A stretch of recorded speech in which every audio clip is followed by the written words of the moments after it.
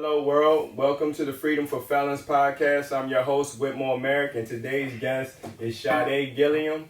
And we're going to dive right into this, man. Thank you for coming through, bro. I really appreciate it. Been waiting to have this moment so we can let everybody know what's been going on behind the scenes. You know, we've been doing a lot of good work out here. Definitely. So I'm going to let you go ahead and introduce yourself. Yeah, man. So Shadee Gilliam, for those who don't know me, also go by Shad Gill, recording artist.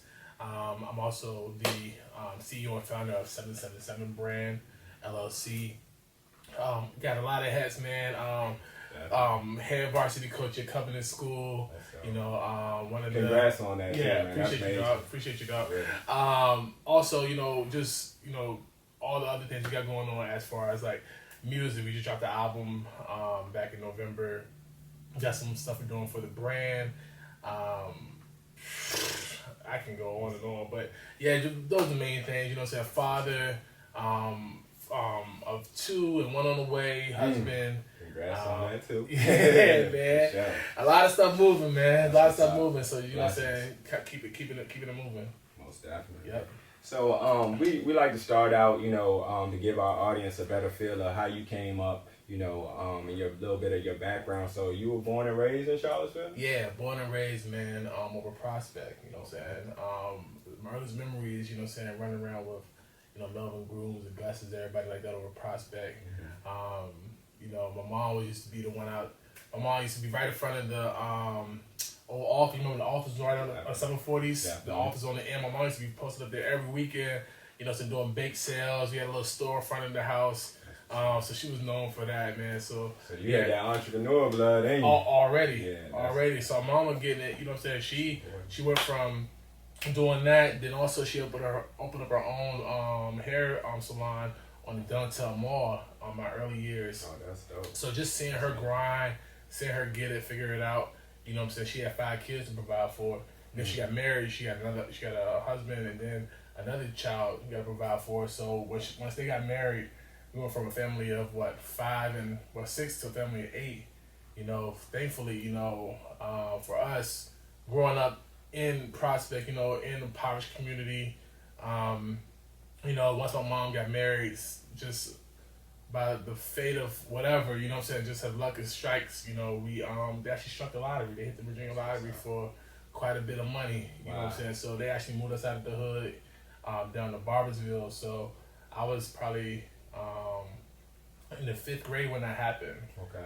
We moved out of Barbersville, bought some land, bought a house, and, you know, just coming up that way, man. And then they actually got divorced probably about 3 or 4 years later. And we bounced around a lot. I went from Sutherland Middle School to Burley to Buford to Jack Jewett, all in a year. And I know that, I really want to touch on that. I know that's a lot. Like, you know, for one, coming up with a big family. Yeah. I know that's rough. You know what I mean? Could you like kind of explain a little bit how that was in the household? Yeah, man. You know so I'm the oldest. I'm the oldest boy. I have an older sister who's a couple years older than me. Then it was 3, 4 with my stepbrother, all up under us, man. And it was tough, bro. Because again, like we were kind of doing our own thing, you know, with the 6 of us. Mm-hmm. My parents, you know what I'm saying, while my mom was at work and my stepdad was at work, you know, we kind of was doing our own thing. So like, man, down in the country, all you can do is get into stuff. Like you got nothing to do but to get into stuff. I mean, it was all innocent fun, but like, man, from fighting to, you know, getting chased by dogs and to tipping cows, whatever, dog. We was out there doing it, dog. So I mean, it was a lot, man. And I think, you know, I really saw the struggle once my mom and my stepdad got divorced. You know, they went through the divorce, and we jumped around a lot as she was going through the settlement and all that stuff that we didn't know nothing about at that time. Mm-hmm. But once everything got settled, she got a little piece of the lottery winnings. We bought a house in Charlottesville off of 5th Street over in Sherwood Manor, and I think that's the longest place that I can remember being stable. You know, I spent my 8th through 12th grade years there at that space. That was 5 years. And but coming up, man, my mom, when she was by herself, she was working 20-hour shifts, dog. Like she went from, she had her own shop. Then she was also doing some private sitting work, and then she's working at Colonnades or Our Lady of Peace, doing stuff like that. And she had to do all that to take care of her kids. Yeah. We were all still young, high school age. Me and my oldest sister, we started working here and there, trying to make a little money for ourselves. But also, we had to provide as well. So mom got a piece of that to take care of bills, which was rightfully so. We had to do what we had to do to keep the lights on. So, from an early age, man, I think from like the age of 15, I was working. Yeah. So, I definitely know that your mother was prominent in your life, but your father, how was your relationship with your father, or did you have a relationship? Yeah. So, I believe before, like, my earliest memories, I can't recall. Like, I do remember it's like here and there, like, I would go down to his dad's house. They had like they bought me like a battery powered Jeep. I remember driving that around. I was probably that's probably 3 or 4 years old. Yeah. But as in my older years, especially through middle school and high school, like, it was far and few times I even saw him or heard from him. Definitely didn't hear from him, but like, maybe I might see him here or there in town when he was visiting his other family or other family members or whatever. He was coming to Charlottesville for. He actually relocated out to the beach, Virginia Beach area, Norfolk. Mm-hmm. And so I didn't have a relationship.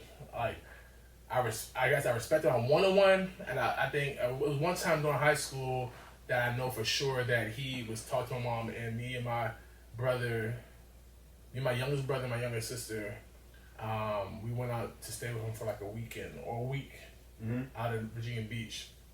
And even then, he was working. Like, it was no like personal time. He was working. We was at home. He bought like a Genesis that we could have and play with. So we was like there playing Genesis or going swimming or something like that. We were there, but he still wasn't present. Yeah. You know what I'm saying? So I didn't have a relationship with him. I do remember him coming to my graduation, and for whatever reason he came.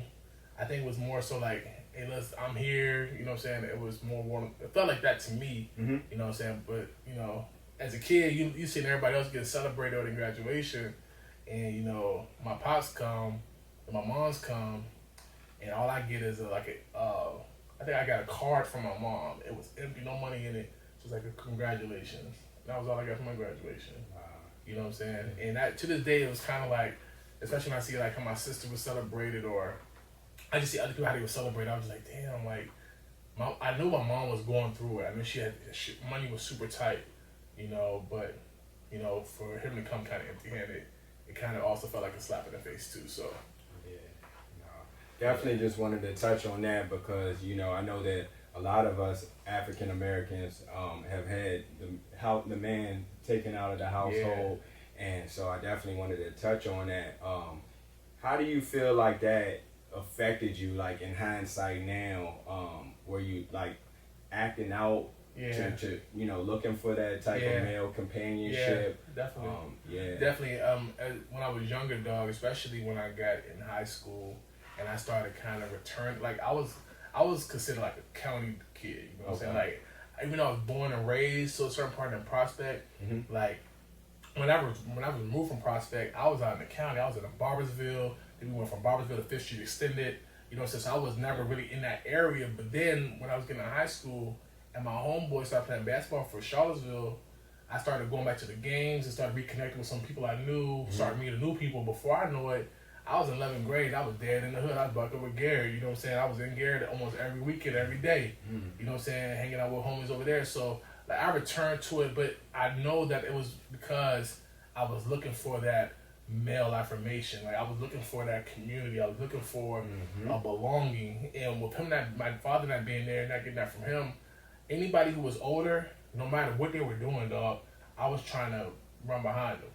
Like, I was just geared that way. Like, anybody who was older, regardless of what they were doing, if I saw them in any type of way of like being somebody of stature, I was trying to mimic that.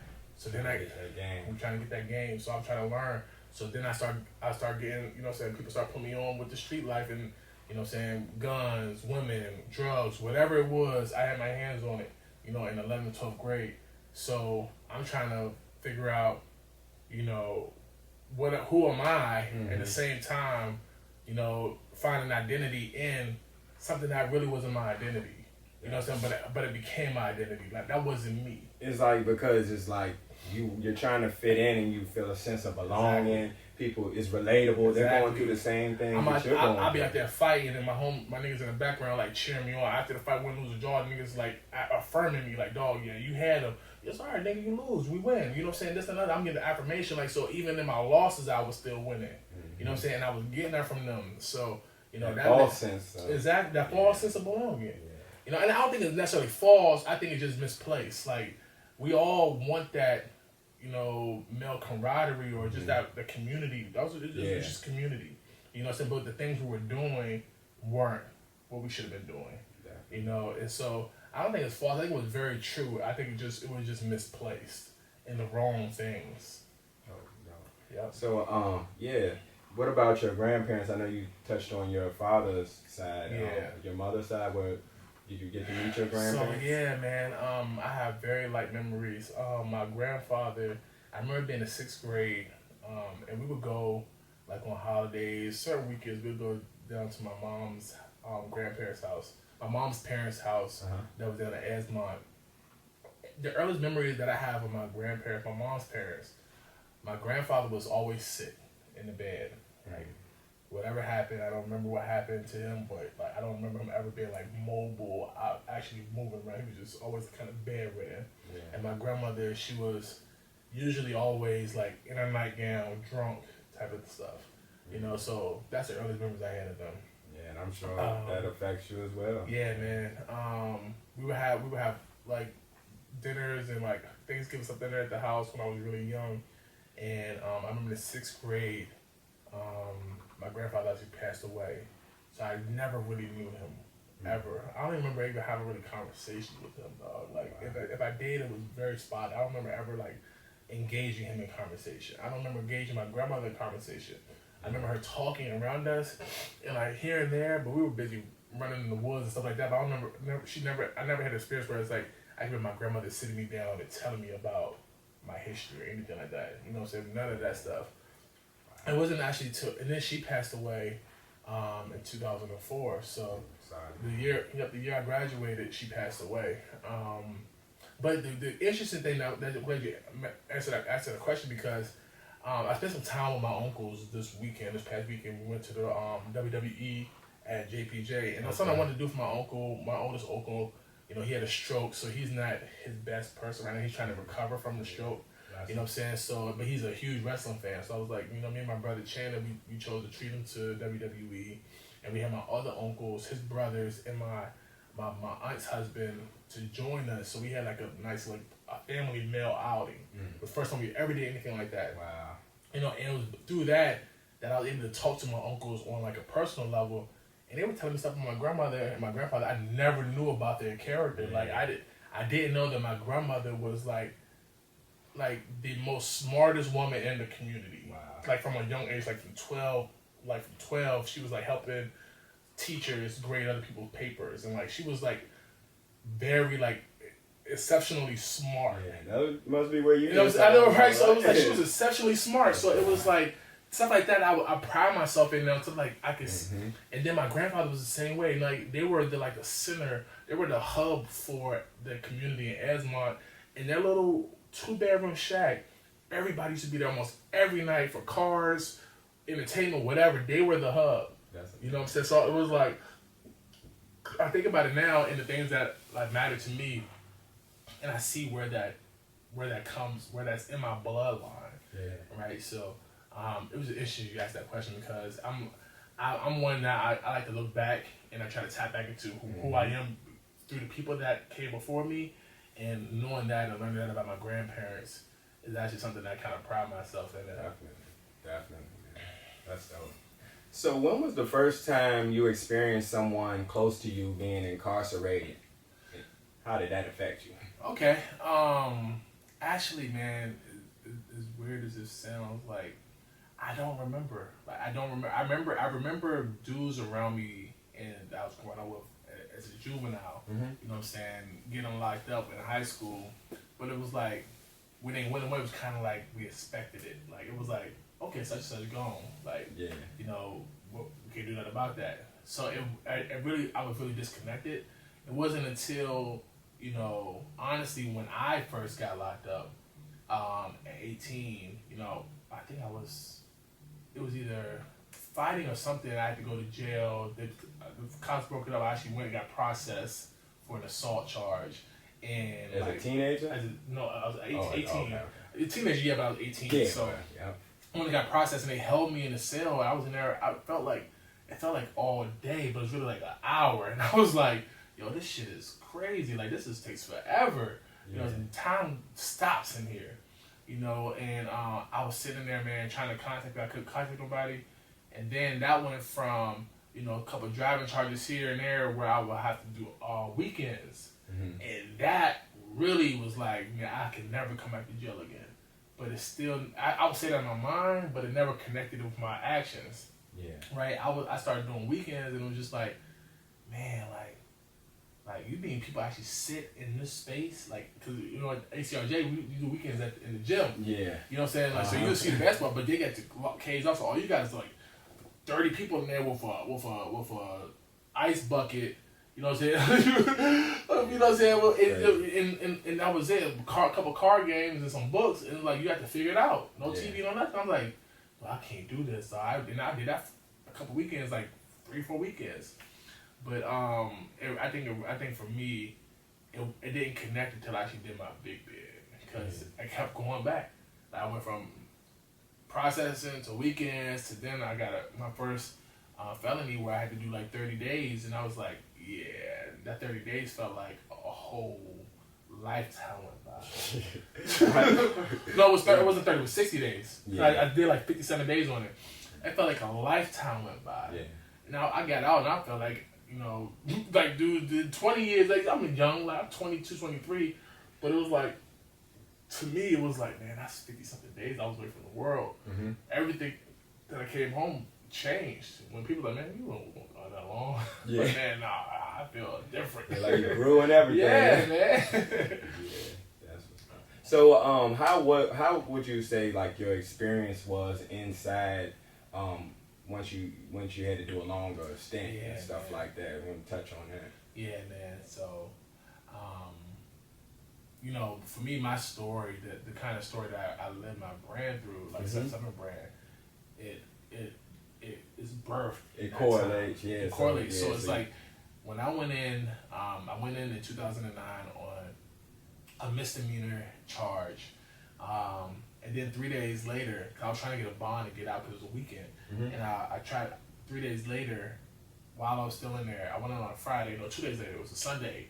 They came to serve me my indictments. So I had some drug indictments I knew nothing about. Of course, you know nothing about, but it's like they served me some indictments for 2007. So while I'm trying to fight for a bond for a misdemeanor, I now get hit with some indictments, and I'm trying to. Everybody in there telling me like John B. People that like, bro, you ain't going home. Yeah. Like you think you going home? You ain't going home, bro. Like, and I'm thinking, man, they got the wrong person. No way I got caught up because I was smart. There's no way. And they're like, bro, like, when you get served indictment, and I was just, in my mind, still thinking, like, man, y'all niggas don't know. Like, there's no way. They got the wrong person, dog. No way. There's no way. And, so, make a long story short, I didn't get a bond. I had to sit it down. And then, you know, back in 2009, the course was super backed up. Mm-hmm. So, something that should have took, like, 7 months, maybe, you know, going through the whole trial, I didn't get sentenced until I was 15 months in. You know what I'm saying? So I went a whole year and 3 months just sitting there waiting to even just get my sentencing. You know, I don't think I went to trial. I didn't go to trial to get my plea until I was 12 months in. So that was a lot for me. You know, though I had at that time, even once the doors locked behind me and I realized I wasn't going home, I had already decided that I can't keep living this way, right? I can't keep coming back and forth in here. I got a daughter now who's 3 or 4. I think she's like 3 going on 4 that I was leaving out there. Family, you know, a girlfriend at the time that I was trying to get back because I was out there doing wrong. You know, I had a bunch of stuff that kind of actually fell through. And I was at rock bottom when I got locked up. And I was like, man, I got to go back out different because, you know, this ain't how I want to live, man. And now I'm facing these indictments. I don't know how I got him and this and the other, man. I don't want to be here. I don't want to do this. And so I had began internally, seeking, truth. I connected, and I connected with Christianity, and the way I had built my faith, man. I was really serious and I would say zealous about my faith while locked up. So that helped me kind of pass time because I was like really like dedicated and disciplined in my studies and developing myself while in there. And I matured. Like, I don't think I matured. There was never a period of time that I matured more as a man than when I was incarcerated for that time. But at the same time, it was so many barriers and distractions in there, dog, that I got caught up in sometimes, that I missed sometimes, that I'm glad I never knew about sometimes. It was just so much going on in there, bro, that it was like, man, like, I really was kind of protected. I felt like I was really protected in there because even the stuff that I got caught up in that I didn't know nothing about, it was still so much more to it that if I'd had just any type of knowledge or any type of, knowledge about, I would have probably tried to tap into it. That would have led me down into more trouble. Yeah. You know what I'm saying? So I was protected in there, man. Even when I went down the road, when I went to DOC after I got my time, I went to Powhatan, which I ran into a bunch of people from Charlottesville that I knew from the streets, that they knew that I was trying to change my life around. So it was like, listen, do you, bro? Like, go play ball, go do you. We got you protected. And these are street niggas that's actually like banging. Yeah. And they like, yo, bro, listen, we got you, dog, because they knew like I was never I never carried myself like as I was nothing ever that I did in the street that would label me as a fake or a flawed nigga. Like, I just had respect for it. I show love to everybody. The same person I am now, the same person I was then. Like, I got you up. I never had a problem with nobody. Even the problems I had when it was like, oh, you from the projects, we from Garrett, we gotta fight. Just the law. You know what I'm saying? But it was never like, no, I'm trying to pull up on your girl, or I robbed you for, It was a couple situations where something like that happened, but it was never no long-standing beef where it was just like anything like that. But for the most part, I was protected in there. Like, so when I went down the road, that was probably to me the most scariest feeling because everybody, the whole time you locked up, everybody telling me about when you go down the road, bro, it's a whole different thing. Yeah, it's freedom, but niggas out there with sticks and niggas out there with everything, with everything that they got out there, dog. So you know what I'm saying, you don't want to get caught up in nothing. So that's all in the back of my mind, and it's kind of crazy because quick story, when I went down the road, when I put up in Powhatan, I was on and receiving, it's like probably like 6 tiers. So I was on like the 5th tier, and the dude that actually, it's crazy. I think this is the first time I talked about it properly, but the dude that actually was rooming with, he was in there on like a 6-year bid, but his best friend just got a double life sentence, and his best friend just came in on when I came in. So when we came in, literally, bro, I literally unpacked my bags and I was talking to dude, and his best friend came in, big nigga, like he was like 5'9", but he was stocky. Yeah. And immediately the nigga pulled out probably like a 14-inch blade that he just caught, and I'm like, shit. Like in my mind, I'm like, cause I don't know what's going on, and he's like, yo, bro, we about to eat good tonight, and I'm like, it's unfortunate that it's like that, but it's like that still shows the type of level of protection that I had because it's like because his homie said I was good, I was off limits to this dude who I knew, listen, this joke is 19, he's got double life, he got nothing else to lose. And now he just showing me he got a stick on him, and you know what I'm saying? So we actually ate good that night, you know? I'm with him. And while he out there sticking people up, and I don't condone it at all. No, definitely. And I never participated. Everybody knew he was a stick-up kid. So it's like he targeted, unfortunately, people he knew, like pedophiles, stuff like that. He targeted them, and it was just like, dang, dog, but I saw how people were moving in there, dog. That's because I was protected. And then I went to Lunenburg, and that was an easier bid. I would link up, me and Torres was down there together. We bidded that whole time together. And then a homeboy named Bricks from Norfolk, and I did about a year down there, and then came home. So it was an experience, bro. It's at least got in my share of fights, got in my share of arguments, even while I'm trying to get my life right. Still was balling, still was, building. I think family-wise, outside of my mom, kind of charge up to the game. Yeah. Charge up to the game. Mom's gonna hold you down no matter what.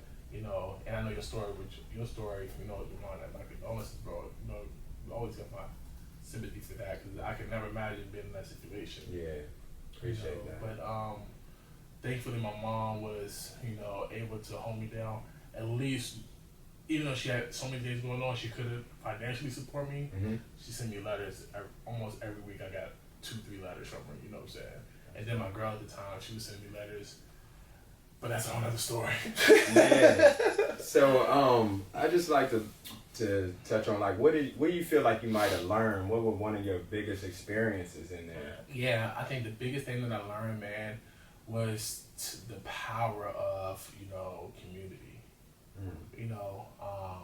Everywhere I went, I formed a community that we somehow became like, and I know that's not everybody's story, but we kind of became like the in crowd. You know what I'm saying? Mm-hmm. It's like everybody wanted to kind of be associated with us because of the energy we put out. Yeah. And I saw that because all of us were connected and all of us are different, but we all had this positive, bringing people on with us type of energy about it, right? It was like never like no bullying, no not like, oh what's up, dog? What's up, love? It was that. And I think organically we kind of formed that wherever I went, whether it was in the jail, Powhatan, Lunenburg, we kind of formed that. So I saw the power of community and brotherhood, and like when one of us didn't have nothing on our books, the other ones helped to put us up. Mm-hmm. We all ate, might not ate every night, but we all ate. So we all took care of one another. We all, held each other back. We all, supported one another. All that stuff, bro. So to me, that's something that kind of really stood with me because I always wanted that. And again, like I said earlier, I think the way I had it on the streets was just misplaced. And there, I was on a more positive. So even if my homies weren't thinking straight or I was thinking straight, because they knew my character, who I was trying to be, they always been like, "All right, bro, go give me a Bible real quick, bro. You tripping?" Yeah. So something like that. But it definitely will humble me and bring me back like, "Oh, you right, dog. I need to. I'm tripping. Let me go tap in real quick." Or I'll be able to, from my position, be like, "Bro, listen, man. It's a better way we can handle that right now." Sometimes it wasn't, but most times we're able to avert some stuff because just because we had each other's best interests at heart. And also, we didn't want to break up. And you get the strapping in there, and they'll send you to the hole, and then you go to a different building for the most part. You know what I'm saying? So we wasn't trying to break up. So that's kind of how we held one another down, for real. Yo, I want to say, like, I really respect, your faith and religion, and that took a lot in you to do that in there. You know what I mean? And I'm sure that you inspired a lot of people that wanted to change. So I don't know if you have any stories. Yeah, on man, that, I do have a lot of stories. One story, people. I don't think he'll mind me saying his name. I'm not gonna say his name, but we both know this person. He would say something a lot of the time when I was dealing with him, and we actually connected seriously. We was in there, like we was staying together in HU2 up at ACRJ. He actually was so like he had a lot of respect. Everybody looked up to him in the county jails, and so we got tight. So I'll be at the table when they playing spades and poker. I'm just chilling around them, reading my Bible or studying or whatever, or watching TV or studying. Most time I was studying. Like he'll crack little jokes here and there, like, "Bro, you got that Bible, man. You Jesus ain't go da da da da da." Like crack little jokes, whatever like that. It was all fun, lighthearted, because I knew it was respect there. Because when stuff went down, they also protected me when stuff went down. So, but I remember one time, in particular. He was going to trial, and he woke me up in the morning. I was laying down, and he woke me up like, "Bro, come outside real quick." I came out there to the table. Nobody's else out in the open. He was like, "I want you to pray for me real quick." And that's what really showed me like the respect he had, because he's like out of everybody there, when he about to leave, the CEO at the door waiting for him. I'm at the table right there praying for him. You know what I'm saying? And when I prayed for him, we actually, he came back. I actually left before, they broke us up before I actually knew we got sentenced. But then when I came back, and he had come back for some other charges. I actually was talking to him. He was like, man, I remember that time, bro, and like I got that lesson that God is good, bro, because I was supposed to get this and I got this, and like I appreciate it. Like it was nothing to do with me, but it just shows like even though somebody might not be actively, worshiping or seeking God the way you're doing it, a lot of people see it and they respect it, and and just being, the type of person that I was like, I don't hold nobody, I don't judge nobody, I hold space for everybody, and there was an opportunity for me to like really encourage him and have him go in there at least with the sense of like, okay, man, I can do this. Yeah. So That's dope. yeah. Yeah, so let's talk about your transition at home and how that affected you. I know we all deal with a lot of barriers of having a felony and stuff. So if you want to touch on what happened when you came home. Yes, when I came home, man, I didn't have nowhere to go. I didn't have no female that I was chilling with, or I didn't get married. The niggas get married like that. None of that stuff, though. When I came home, bro, I came home to my mama's couch. My mom was staying over Harfwood, and it was a 2-bedroom. My brothers were staying there, and all she had was a couch, dog. And for months, bro, I stayed on the couch. I didn't have no space of my own, and that's it. It was hard because I just got home. I had no transportation. I had nowhere to get around. But I was like determined. Like I set some goals I locked up that I had to accomplish. So before I did anything, I actually went to Piedmont and started going to PVCC. It was on the bus line. I could get on the bus to head up there. So I would walk every day to the bus, catch the bus, go to PVCC, or my mom, if she had a chance, she could drop me off, whatever like that. But I did that while I was trying to find a job, and it was hard to find a job. And then I finally landed a job. It was at the boathouse. I finally got my first job home was at the boathouse where Plaza Tech is now. I used to be the boathouse, and they brought me on as a server. So I started serving there. So after trying to get my finances and get my living stuff situated, after about I think 4 or 5 months, we moved from there because we have some income coming in. So my mom was like, I'll put a place in my name. You and your brothers can go spot. So she found like a private landlord. Cause I couldn't do nothing because my name I had a felony. Yeah. I had multiple felonies, so my name couldn't be on anything. And my brothers weren't working; one was still in high school. So I was able to basically, my mom put a spot in my name off of over by Solomon Court, and I was able to provide and pay for a place for me and my brothers, a 3-bedroom spot over there. Still nothing in my name. Couldn't get a car. Couldn't do nothing, bro. The money I was making from serving, I was able to kind of, and I was determined I'm not gonna get back in the drug game. So it was really hard, bro. Like it sounds hard. Like, it was really hard because you think about you paying all these bills, but none of them are in your name, So and then my mom, she's trying to get her own place too. So it was like if stuff happens, like she might take her name off of this because she had to do her own stuff. So it was a lot of like technical stuff going on there that just had me stressing. But thankfully, man, through it all, I was able to go through that whole like 2 years, and was establishing myself, finding work, fighting for custody for my daughter. All these things that I never did. Like I would file petitions for my daughter to get to see her because I didn't have the best relationship with her grandmother, so they weren't letting me see her. So I'm going to court. I'm like, I'm clean now. I'm not doing nothing that was gonna. Thinking like, okay, we're doing this. So I was like, now I felt confident going in there to the court office and filing petitions and doing whatever I needed to do to see my child.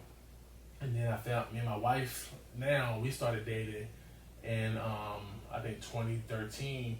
And I proposed to her like 7 months into dating. So now I'm thinking about building a family. So I came out already like purpose. Like, listen, I'm not gonna be out here running around.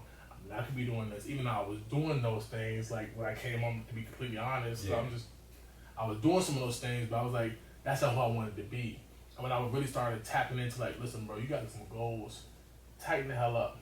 So I started tightening up, letting people go, letting situations go, and getting back to what I promised myself I was going to do.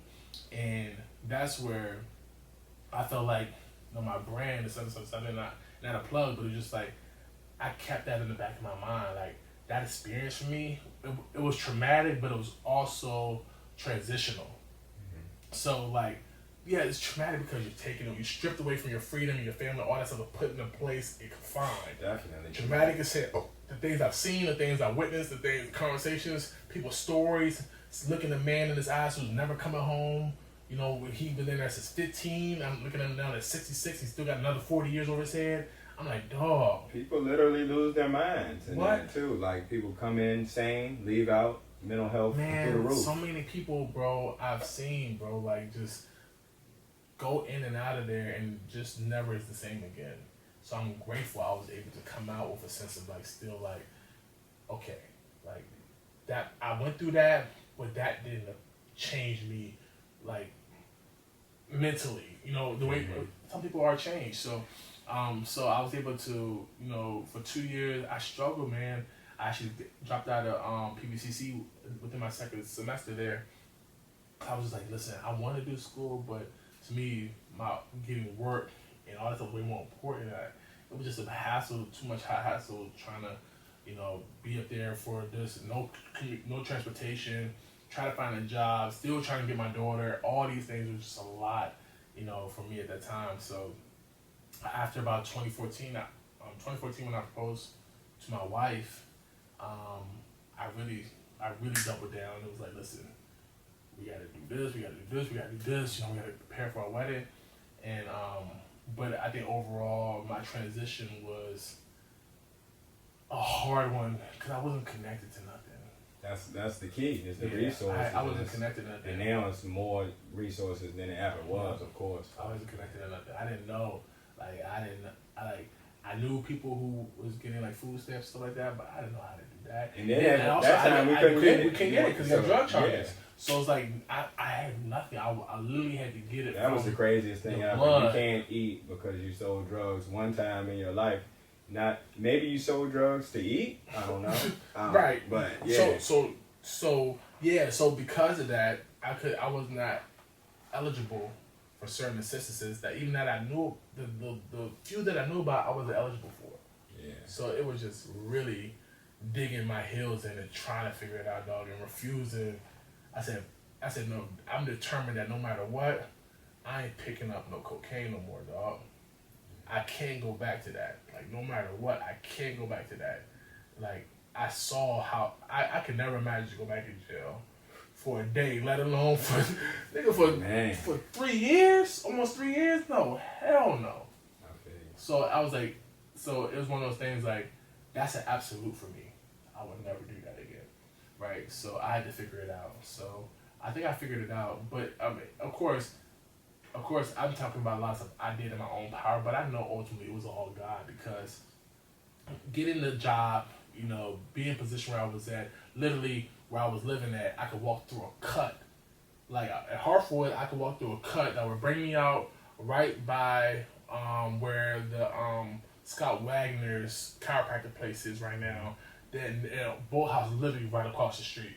So I was literally less than a mile from my job. That every day I could just walk that cut back and forth. So that was my world for a while. Like home, work, back home, walking, rain, sleet, or snow. That's what I was doing.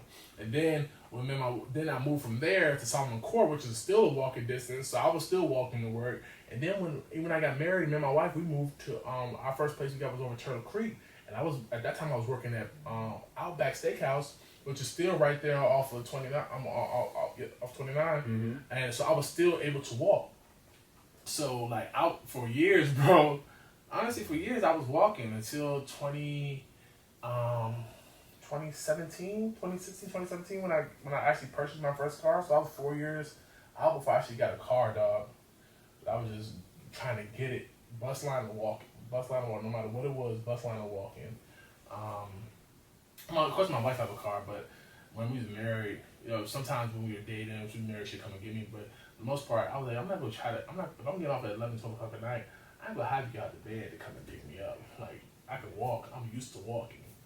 So, you know, I put in I had to go about things, even though it was convenient, it was still a lot in your body. When you walk, think about you serving you working from 8 till 11 at night on your feet the whole time, and then you're walking back and forth from home and stuff. It was a lot, but I learned a lot. That was a hell of a transition. Yeah. So how did you stumble across the Home to Hope opportunity? So, okay, so we fast forward now from the time I get out to 2019, we started training for Home to Hope. So I was actually at a place in my life where I was like, man, listen, I've been doing service since I was 18. For more, I get, for lack of better words, for more like internal reasons, I was just not feeling good no more about serving tables.